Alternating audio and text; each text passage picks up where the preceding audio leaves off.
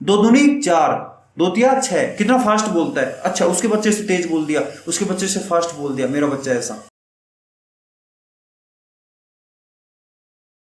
आज का जो झूठ मैंने सेलेक्ट किया है वो ये है कि हम सबको अक्सर सुनने को मिलता है कि बच्चे जैसे जैसे बड़े हो जाते हैं उनकी क्यूरियोसिटी, उनका आश्चर्य, उनकी क्वेश्चन पूछने की कला अपने आप मर जाती है। जैसे जैसे वो लाइफ में घुलते जाते हैं उनकी क्यूरियोसिटी खत्म हो जाती है। तो मैं आज उसी टॉपिक पे बात करूंगा और मैंने डिसाइड किया है कि जो बड़ा भीम चैनल बनाया है इसमें मैं ज्यादातर कंटेंट या शुरू का ऑलमोस्ट सारा कंटेंट सिर्फ बच्चों के लिए डालूंगा। हम सब पेरेंट्स की तरफ की स्टोरी सुनते हैं कि पेरेंट्स बच्चों को ऐसा करना चाहिए, ऐसा करना चाहिए। क्या हमें बच्चों की तरफ की स्टोरी नहीं बतानी चाहिए? कल के वीडियो में जो आपको मैंने मेरे दादाजी ने जो मेरे को कहानी सुनाई थी उसका मेरी लाइफ पे कितना बड़ा इम्पैक्ट रहा वो मैंने आपको बताया।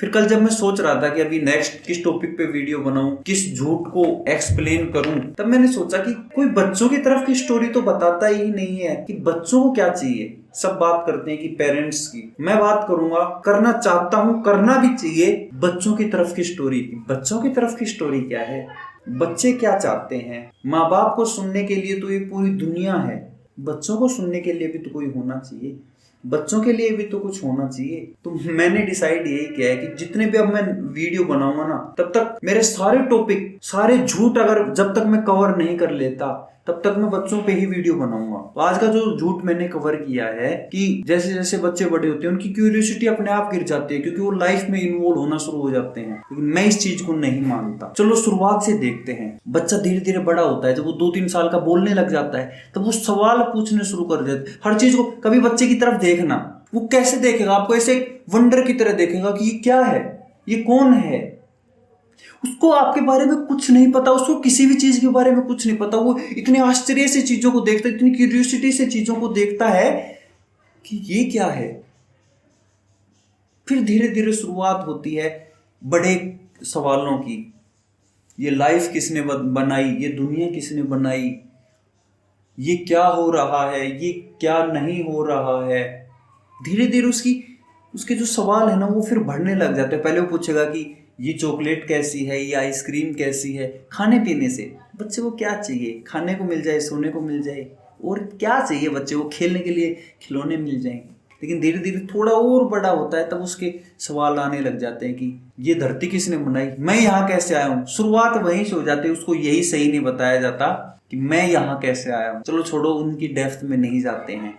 तो बच्चे जब सवाल पूछना स्टार्ट करते हैं तो शुरू में तो माँ बाप आंसर देते हैं कि इसका ये आंसर होगा, इसका ये आंसर होगा। अब धीरे धीरे उसकी क्यूरियोसिटी और बढ़ने लग जाती है, तब वो ऐसे क्वेश्चन पूछना स्टार्ट कर देता है जिनका एक्चुअल आंसर तो माँ बाप को भी नहीं पता। अब कोई पूछे कि ये धरती किसने बनाई, आप कहेंगे कि भगवान ने बनाई। फिर बच्चा पूछेगा कि भगवान को किसने बनाया, तब आप कहेंगे कि बेटा धीरे धीरे जब बड़ा होगा तब सब समझ जाएगा कि भगवान को किसने बनाया, भगवान क्या है। एक समय ऐसा भी आता है जब उसके हर सवाल पे उसको ये बोला जाता है कि बेटा ये तो तू जब ही समझेगा जब बड़ा हो जाएगा। बड़ा हो जाएगा तो ये समझ जाएगा, घर से बाहर निकलेगा तब पता चलेगा कि किस भाव आटा बिकता है, अभी तो माँ बाप के होटल में खा रहा है। ऐसे ऐसे उसको जवाब दिए जाते हैं और फिर धीरे धीरे डांटना धमकाना भी शुरू हो जाता है कि क्या तू सारे दिन ये पूछता, तू बता तेरे स्कूल में क्या काम डाला है तुझे, तेरा होमवर्क क्या है, असली चीज तो पढ़ने की है वो तो पढ़ता नहीं है, ये फालतू के सवाल पूछता रहता है। क्या अगली बार वो सवाल पूछेगा? कोई भी बच्चा एकदम से सवाल पूछना बंद नहीं करता, उसको धीरे धीरे डेली ये बताया जाता है कि स्कूल में क्या काम डाला, स्कूल में टीचर ने क्या होमवर्क डाला। बच्चा धीरे धीरे सोचता है कि वो इम्पोर्टेंट है। तेरे नंबर कितने आए, हाफ ईयरली में कितने आए, सेमेस्टर में कितने आए। फिर बच्चा सोचता है कि वो जरूरी है। कभी बच्चे की ज्यादा नंबर आ जाते हैं तो उसको वहां एप्रिसिएशन मिलता है, उसको ये एप्रिसिएशन नहीं मिलता कि तूने सवाल कैसे पूछे हैं, तूने टीचर से सवाल पूछा है या नहीं पूछा। हम इंडिया में क्या करते हैं कि जब भी कोई बच्चा स्कूल से घर आता है तो हम आते ही माँ बाप ये पूछते हैं कि क्या काम डाला, क्या होमवर्क डाला। पता है फॉरेन में लोग कैसे करते हैं, पूरा एक कल्चर उन्होंने ऐसा बिल्ड किया है कि जैसे ही बच्चा आएगा तो माँ या बाप बच्चे से पूछेंगे कि आज का सबसे इंटरेस्टिंग क्वेश्चन क्या था जो तूने टीचर से पूछा।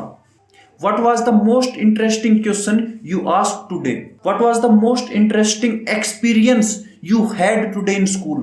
एक्सपीरियंस की तो यहाँ कोई बात ही नहीं करता है। सब दिमाग में उलझे हुए हैं, सब विचारों में उलझे हुए हैं। एक्सपीरियंस ही तो है जो जिंदगियों को बदलता है। तो सोचो, हम ये सवाल करने लग जाएं कि what was the most important question you asked today. अब बच्चे की नजरें कहाँ होंगी, बच्चे का ध्यान कहाँ होगा, बच्चे का पूरा फोकस कहाँ होगा कि मुझे सवाल पूछना है। मेरी माँ बाप जाते ही घर पे पूछेंगे कि आज तूने क्या पूछा। जब वो टीचर से सवाल करेंगे तो क्या टीचर खुद पढ़ के नहीं आएंगे? क्या टीचर और ज्यादा अपनी स्किल को इंप्रूव नहीं करेंगे? क्या अपनी नॉलेज को इंप्रूव नहीं करेंगे? उनको पता होगा कि बच्चे जाके यही पूछेंगे, बच्चे जाके अलग अलग तरह के सवाल पूछेंगे, तो क्या वो खुद को इंप्रूव नहीं करके आएंगे? क्या वो सिर्फ पढ़ा के जॉब की तरह ना समझ के उनका पढ़ाना पैशन बन जाएगा? लेकिन हम ऐसे सवालों में उलझते नहीं है, क्योंकि हमें पता है कि हमने इनसे सवाल पूछे तो बदले में ये भी हमसे सवाल पूछेंगे, और उन सवालों के जवाब तो हमारे पास है ही नहीं। और माँ बाप में इतनी हिम्मत तो है ही नहीं कि वो अपने बच्चे को कह सके कि यार इसका आंसर तो मुझे भी नहीं आता, इसका तो मुझे भी नहीं पता। माँ बाप बने नहीं कि ज्ञानी हो गए ऑटोमेटिकली। बाप बने और ज्ञानी होना लाजमी है, क्योंकि बाप बना और उसको ज्ञान नहीं है, उसको नॉलेज नहीं है, उसके बच्चों के सवालों के जवाब नहीं दे सकता। ऐसा इम्पॉसिबल है। क्या हम करने लगे हैं? बच्चों पे दोष दे देते हैं हर चीज़ के कि इसकी वजह से ऐसा हुआ, यही ऐसा है। हम खुद को तो कभी बदलते नहीं है। पेरेंट्स खुद को तो बदलना ही नहीं चाह रहे। सब अगर कोई दिक्कत है तो बच्चों में है। क्यों ये ऐसे सवाल पूछते हैं? क्यों झंझट खड़ा करते हैं ऐसे सवाल पूछ पूछ के? सवाल झंझट नहीं है, सवाल जिंदगी है। जिंदगी को बदल देने की कला है सवाल। अभी बच्चा अगर कोई सवाल पूछता है तो उसको एप्रिसिएशन नहीं मिलता। पता है उसको एप्रिसिएशन ऐसी चीजों में मिलेगा, कितने नंबर आ गए, इससे अधिक नंबर आ गए, उसके लड़के से ज्यादा नंबर आ गए। तो क्या कोशिश करेगा? वो कोशिश यही करेगा कि ये काम करूं ताकि एप्रिसिएशन तो इन्हीं चीजों में मिलता है। सवाल पूछने के लिए भीड़ से अलग होना पड़ता है। तो बच्चा भी सोचता है कि क्यों मैं झंझट में पड़ूं, क्यों मैं सबको निराश करूं, क्यों मैं अपने माँ बाप को निराश करूं सवाल पूछ पूछ के, जब एप्रिसिएशन तो यहीं से मिल रहा है। एप्रिसिएशन तो इससे मिल रहा है कि मेरे 10 में से 8 नंबर आ रहे हैं। और माँ बाप तो वैसे ही गुस्सा हो रहे हैं कि सवाल हमारे लिए झंझट खड़े करता है। माँ बाप को यह समझना चाहिए कि नहीं पता तो नहीं पता। माँ बाप में इतनी हिम्मत तो होनी चाहिए कि वो बच्चे को ये बोल सके कि इसका आंसर तो मुझे भी नहीं पता, मैं खुद खोज रहा हूं, तू भी खोज। जिस दिन तुझे मिल जाए तू मुझे बता देना, मुझे मिल जाएगा मैं तुझे बता दूंगा, लेकिन अभी मुझे इसका कुछ नहीं पता। क्या ऐसा भी पॉसिबल है? हाँ, ऐसा भी एक रिश्ता पॉसिबल है माँ बाप और बच्चे के बीच में। तभी असली इंटेलिजेंस वाले बच्चे क्रिएट होंगे। और हर बच्चे में चाहे वो किसी भी कंडीशंस में पैदा हो, उसके पास ये अपॉर्चुनिटी अवेलेबल है कि वो कुछ भी बन सकता है, वो किन्हीं भी लाइफ की ऊंचाइयों को छू सकता है। थोड़ा मोल्ड करने की बात होती है। उसकी क्यूरियोसिटी मत गिराओ, बाकी सब तो ठीक है जैसा भी हो। उसकी जो सवाल पूछने की जो शक्ति है, उसका जो आश्चर्य है, उसकी जो आंखें हैं जो किसी भी चीज को देखने से पहले ऐसी हो जाती है कि ये क्या है, ये कैसे है, उसको मत गिरने दो। या तो उनके काम में टांग अड़ाओ ही मत।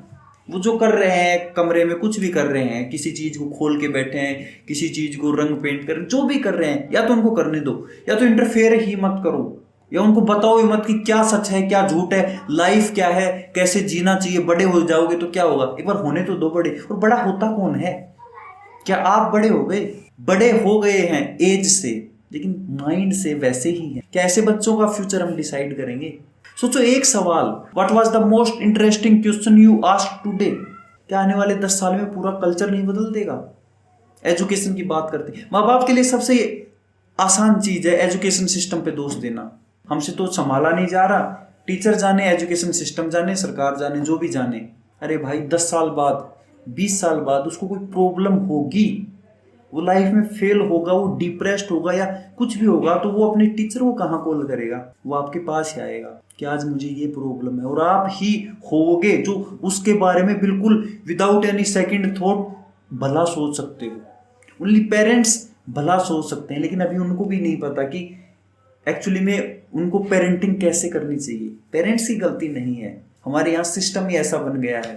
कि अगर कोई बच्चा सवाल ज्यादा करता है, कुछ ज्यादा झंझट खड़े करता है, तो उसको अप्रिशिएट नहीं किया जाता। क्योंकि हमें अदर और सभी रिलेटिव या फ्रेंड्स के बच्चों के साथ भी तो अपने बच्चों को कंपेयर करना है, इनफैक्ट भाई बहन में भी तो कंपेयर करना है। तो कहाँ से बच्चों की क्यूरियोसिटी ऑन रहेगी, चलती रहेगी। तो अगर आप एक बच्चे हैं और इस वीडियो को देख रहे हैं, जो भी पूछना है पूछो, किसी से कुछ वो करना ही नहीं है कि कौन सही बोल रहा है, कौन अप्रिशिएट कर रहा है नहीं कर रहा। 10-15 साल बाद आपको सिर्फ यही चीज काम आएगी कि आपने सवाल कैसे पूछे, सवाल पूछे या नहीं पूछे, और इसका इम्पैक्ट सिर्फ तुम्हारी लाइफ पे पड़ेगा। पूछो, अगर जवाब मिल रहा है, पेरेंट्स जवाब नहीं दे रहे हैं, अप्रिशिएट कर रहे हैं या नहीं कर रहे, छोड़ो। अगर कोई जवाब नहीं मिल रहा है तो खुद खोजो ना, खुद एक्सपीरियंस करो उन चीजों को। लेकिन कभी इस चक्कर में मत रहो कि सवाल पूछना गलत है। सवाल पूछना कभी गलत नहीं होगा। असली इंटेलिजेंस वहीं से शुरू होती है कि सवाल पूछे जा रहे हैं। तो ये झूठ की बच्चों की क्यूरियोसिटी अपने आप खत्म हो जाती है, अपने आप खत्म नहीं होती, उन्हें खत्म किया जाता है। अब बार बार किसी बच्चे को क्वेश्चन पूछने के लिए अप्रिशिएट नहीं, बल्कि किन्हीं और फालतू चीजों के लिए अप्रिसिएशन मिलेगा, तो वो वहीं जाके हो जाएगा। तो जब किसी चीज को, किसी गलत चीज को अप्रिशिएट किया जाता है, तो वो सोचता है कि हाँ, उसके लिए वो धीरे धीरे सही हो जाती है, वो वही करता चला जाता है। जेन्युइन एप्रिसिएशन हम लैक कर रहे हैं। जेन्युइन एप्रिसिएशन पेरेंटिंग में लैक है। फालतू की चीजों के लिए अप्रिशिएट करते रहो बच्चों को, लेकिन कोई बना क्या रहा है, वो अलग अलग चीजें क्या कर रहा है, वो बोल कैसे रहा है, वो हंस कैसे रहा है, वो अंदर से कैसा है, इसके लिए उसको कोई अप्रिसिएशन नहीं मिलता।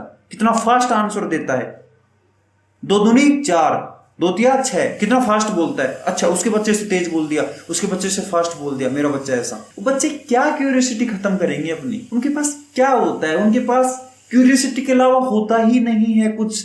तो वो क्यों अपनी क्यूरियोसिटी खत्म करेंगे? ये धीरे धीरे एनवायरनमेंट की वजह से होता है, घर के एनवायरनमेंट की वजह से होता है। जब उनको अप्रिशिएट नहीं किया जाता सवाल पूछने के लिए, उनसे सवाल ही नहीं पूछे जाते, या उनको कुछ ऐसे ही ऐरे गहरे जवाब दे दिए जाते हैं, तब जाके दिक्कत शुरू होती है। सवाल पूछने दो, बस जवाब तुम मत दो। तुम एक कह दो ना क्या प्रॉब्लम आ रही, पर अपने ईगो को नीचे लाना पड़ेगा कि बच्चे के सामने मेरे बच्चे का आंसर मैं नहीं दे पा रहा, ऐसा कैसे हो सकता है? मैं बाप हूं।